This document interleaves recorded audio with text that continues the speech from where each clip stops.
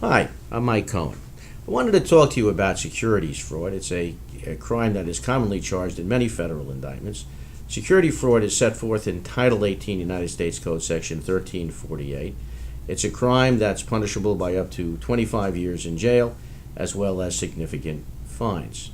What is security fraud? Frequently, we think about security fraud being related to fraudulent transactions in regard to the sale of stocks, for instance. What would be an illustration of that? Well, for instance, a pump and dump scheme. If an individual were to take a penny stock and falsely circulate on the internet certain information which would drive up the value of that stock, leading investors to invest huge amounts of money in that stock and then unload it quickly, make a profit for himself, and dump it, in other words, that would be a pump and dump scheme. And such a scheme would be securities fraud, punishable by the section that I just cited. Sometimes when we look at a statute and you say 25 years in jail, we think that that's a very, very long period of time. But a first-thing and experienced lawyer like myself, who's a former state and federal prosecutor, does, is look at the United States sentencing guidelines. The guidelines will tell you the actual amount of potential exposure a client has for a crime like securities fraud. You go to Section 2B 1.1 of the guidelines to find such information.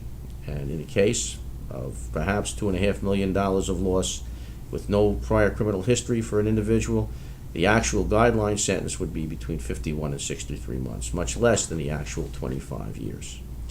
I've prosecuted many cases as a federal prosecutor, and such cases of security frauds have been within the ambit of what I have prosecuted, but I've defended cases as a defense lawyer as well in this area.